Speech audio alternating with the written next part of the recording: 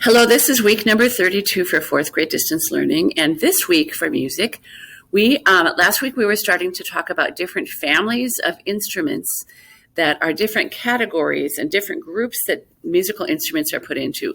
Last week we learned about the woodwind instruments, where a lot of them were originally made out of wood. That was a review, and sometimes they had a little reed, which was at the mouthpiece, and the mouthpiece, which made them also was one of the characteristics of being a woodwind instrument. Today we're going to talk about the string family.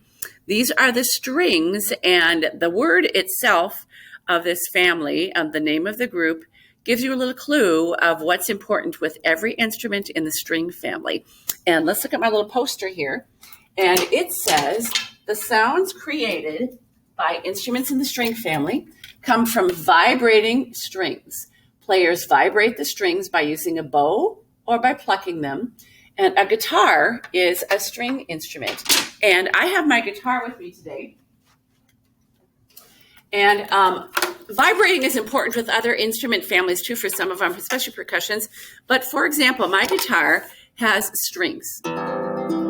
And so that makes it fit under the category of the string family because it has strings in it, just like a harp would have strings in it, a ukulele, different things like that would have strings. A piano sometimes is put into the family of the string family because if you had a grand piano, and there's one of those great big ones, you open up the lid to the grand piano, you would see that there are lots of strings inside it, in the inside of the piano.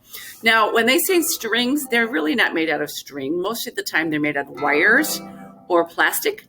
But the key to a stringed instrument is that they vibrate to make their sound. So if I'm going to play this, and I want to stop the sound, I just touch all my strings and the sound stops. Listen again. The minute that I put my hand on it, it can't vibrate anymore. And if you could see it super close, you would see that each string, when I pull on it, would be very, very, very, very, very, very tiny, tiny vibrating. So wiggle a little bit because that's vibrating. But the minute I touch it, it stops. All of these instruments would fit into that category. And I want to show you a few of them today. And then there's going to be a little tiny video. All of the instruments in the string family, many of them kind of look like violins, but they're just different sizes. Now, if you see a violin up here in this corner, it's obviously tinier than this great big string bass that you have to stand up. So this is a lot of the stringed instruments right here. My guitar is not on here. A banjo is a stringed instrument. A ukulele is a string instrument. A harp is a string instrument. But I want to show you the one that you think of the most often is a violin. And a violin and a viola, there are two different things. This is, a violin is tinier. It has little holes right here where the sound comes out here. Again, there are strings right here. And a person, when they're playing it, they put it up against their chin. And this is violins and violas. Violas are a teensy bit bigger than violins. They have a little lower sound. They all have this little black piece down here, and that's where your chin touches, just like that. Your chin touches the black piece because it's tiny enough. It tucks under your chin, and then you can use this bow. This bow, I'm kind of pointing backwards here. This bow is the long thing right here that they use to strum. They don't strum it, but they go across it. They kind of pull it across. And if you look really close, the white part of this bow is made out of horsetail hair. And lots and lots and lots of horsetail hairs fastened together. And then that's the bow. And it doesn't hurt the horses when they cut them because it's like when you get your hair cut, it doesn't hurt because your hair really isn't, parts of your hair aren't attached to your head. Same thing with the horsetail. They're not harming the horse. They're just cutting the tail hair part off so it doesn't hurt a horse. But they've been doing this for many, many years and they've never replaced it. They've never found anything artificial or synthetic to replace the horse hair. So they still use that. There is also a little bit bigger instrument from the string family. Whoops, I just knocked over my pencils. This is called a cello, C-E-L-L-O, and it looks like a violin, but it's much bigger, and it's big enough that you can't tuck it under your chin. If you look at this guy right here, he has to sit in a chair, and he puts it kind of up against his shoulders. Again, he has a bow with a horsehair. You can see that white horsehair. It's so big that you have to set it on the ground and lean it up against you while you're sitting in a chair. It's a lower sound because it is bigger. The bigger the instrument, the louder the instrument gets. This is a string bass. This is even bigger. From the pictures, it's hard to tell, but if you look at the picture of this guy, he has to stand up to play it. It is so big that he has to stand up to play it. And if you were going to be taking it from place to place, you'd have to have like a van with the seats pulled down, or a large SUV with the seats pulled down. It's super, super big. And so you certainly don't have that on the bus. If you're riding home from a bus or anything like that, you can't carry it down the street. This is a harp. A harp also is so big that this woman has to sit in a chair and it leans up against her shoulders. And if you look very close, the strings of a harp are red, white, and blue. And so that kind of helps her decide which strings are which. And there are pedals on the bottom also. I want to show you a little video today. This is about the string family. And so I'm going to play it for you. And pay attention to these things, because when we get done talking about all of the different families, there will be a test on the different instrument families. It might be a test where I'll name an instrument and you have to tell me what family it fits into. Or you might have to draw a line from the instrument to the correct family, things like that. So these aren't just little videos that you can skip over. There will be a test on these. We've learned about the woodwind family. This is about the string family, and I'm going to turn the video on today, which will help you also learn a little bit more about the string family.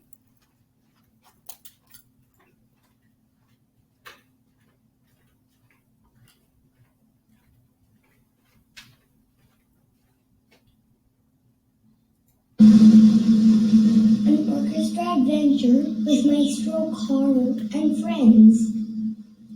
Sensational strings.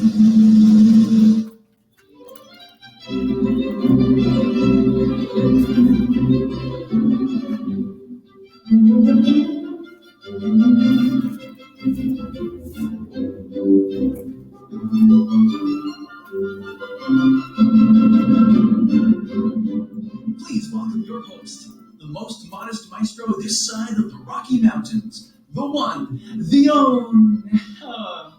Hi there. Have we got a show for you today? We're going to explore the section of the orchestra consisting of more members than any other, the strings. Everyone knows and loves the luscious sound of the strings.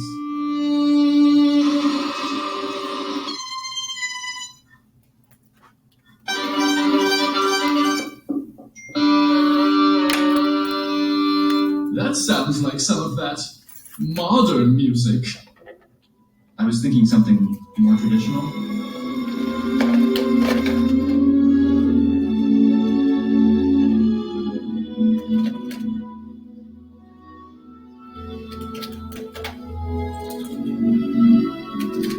String instruments have stretched out strings to specific degrees of tension. The sound is produced by striking one of the strings in some way.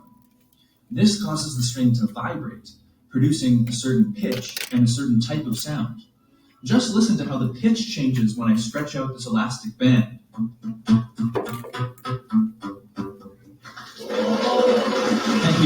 Thank you.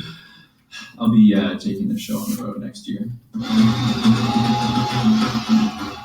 The string section consists of a whole bunch of musicians playing on 4 different instruments.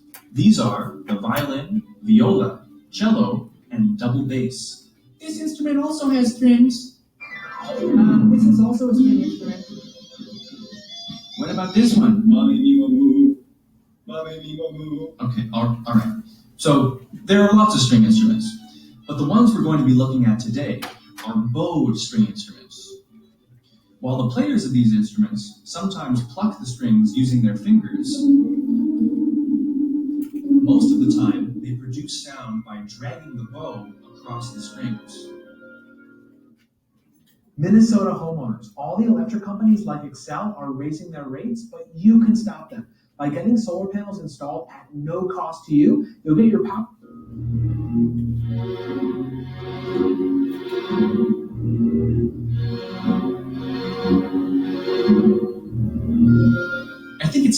pay a visit to principal second violinist, Lorna Tsai. Hey, Lorna.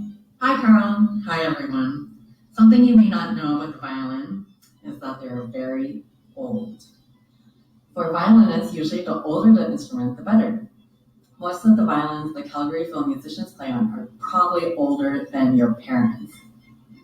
It's so different from today, where everyone wants to have the newest technology, whether it's the newest phone or laptop. For violins, the more we play on an instrument, the better it sounds, and the more the instrument will open up. Even compared to other instruments in the orchestra, violins will probably be the oldest instruments you find on stage at the Calgary Philharmonic.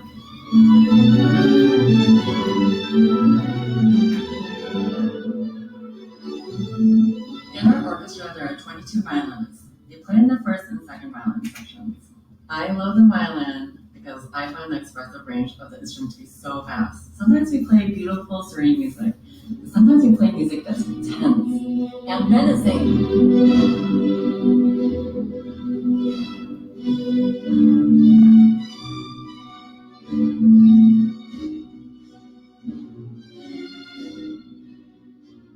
Thanks so much, Lorna.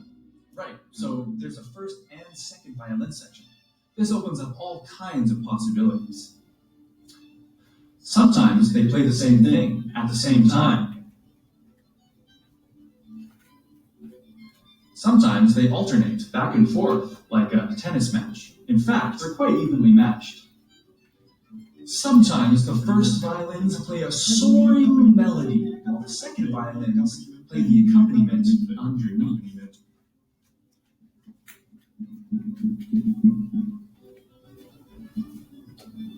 Sometimes we just have rests and don't play anything for a while. Yo, do you have any snacks? Well, I bet that some of you had heard about the violin before. Maybe you even know how to play one.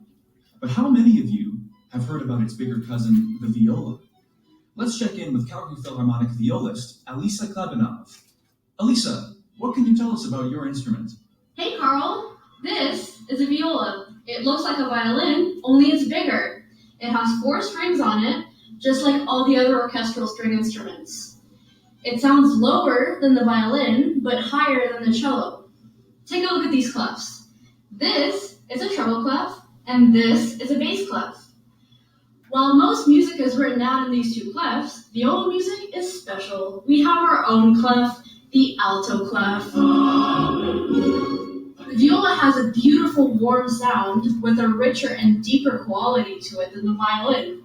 Some seriously awesome composers, such as Beethoven and Chopin, stated that it was one of their favorite instruments. Fascinating. What about Bach? Could you play some of his music for us? Bach? Is that a composer? I've never heard of him. You leave me no choice. I'm going to have to send you back to the year 1723. Whoa! What's going on? What's Bach?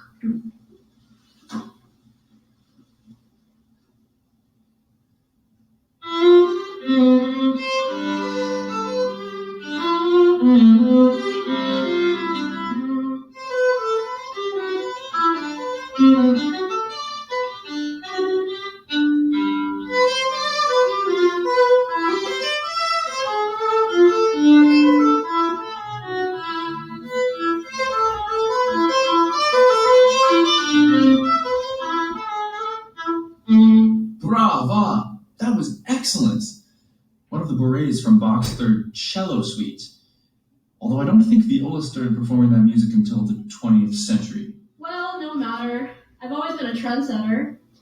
So, how do I get back to the present time? Okay, moving right along. Next we have...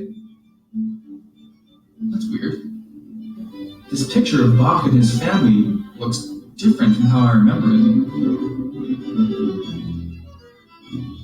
It's that time again. Here's our composer profile. Composer profile.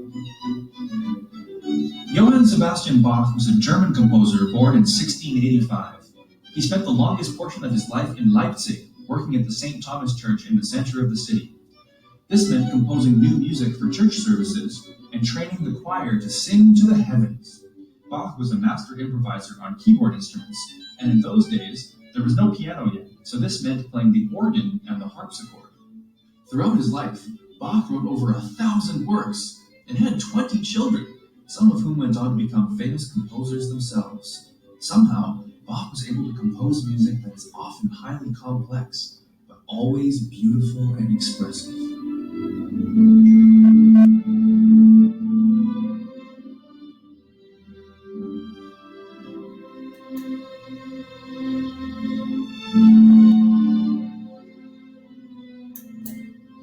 Beautiful.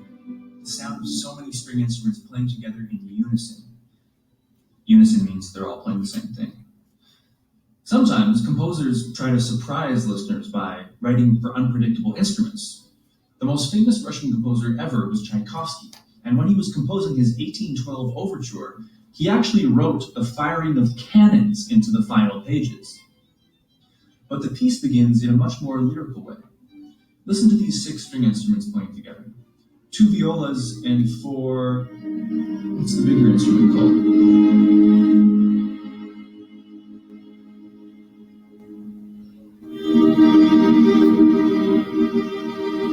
That's right, the cello. Let's go in for a closer look with an instant replay.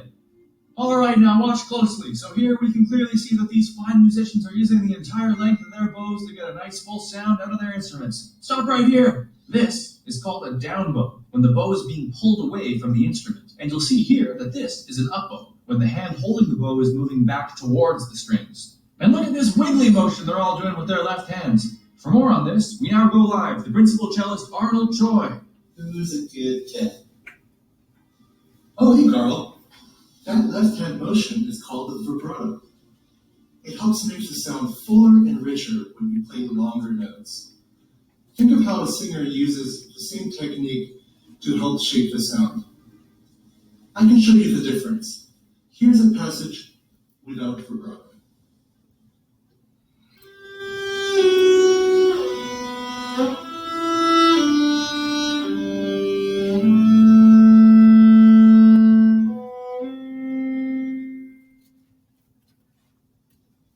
Now listen to that same passage with vibrato.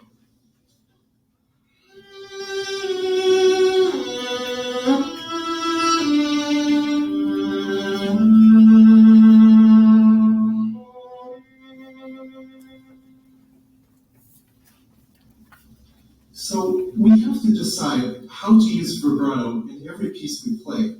Now, I understand that occasionally you've been known to go into beast mode.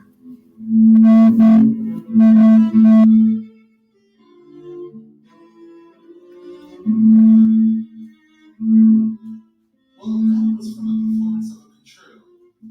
A concerto is a piece for a featured soloist with the orchestra accompanying alongside. This differs from a symphony, which has no single soloist, and instead features the whole orchestra in all its glory. Aha! I've always wondered about that. So, would you mind leaving us with some parting music?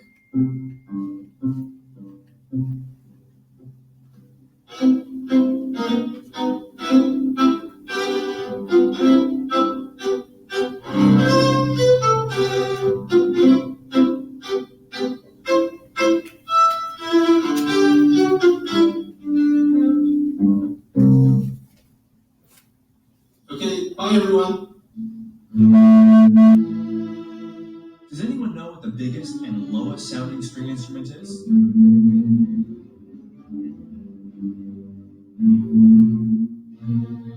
Please give a warm welcome to Sam Locke, principal bass of the Calgary Philharmonic.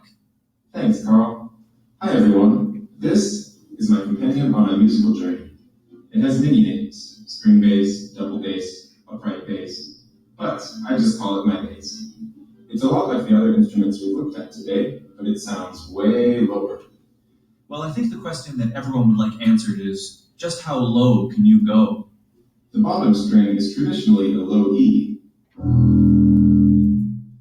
But, like most bassists nowadays, I have this crazy contraption called an extension that lets me play all the way down to the low C. Wow, that is really cool. I know, right? Definitely very cool.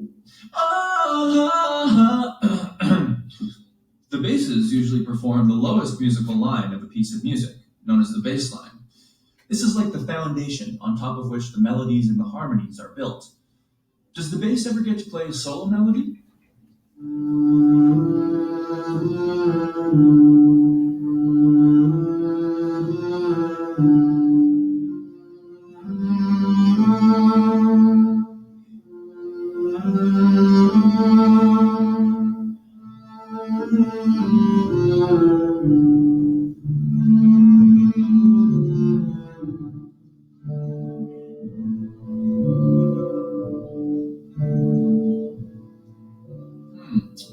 That melody kind of sounds familiar.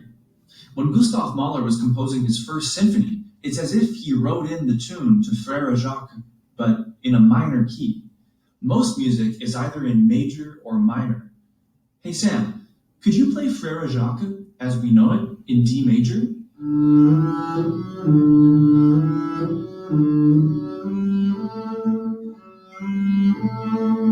I would say that's a pretty happy sounding melody, wouldn't you? Now, if we just change that third note, make it a little lower, and add in a little passing note on the way back down, we get Mahler's variation on the original melody in D minor.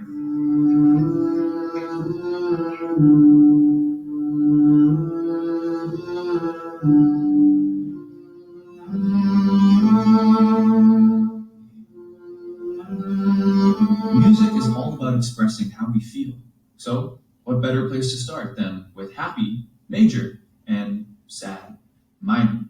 Does that all sound right to you, Sam? Sounds like music to my ears. Bye, cool. Bye, Sam. Okay, so that is a good summary. That's a good summary of the string family. And so next week we're going to talk about the percussion family. And so there's no homework for this week. You just need to watch this video. And we will see you next week. Have a great weekend.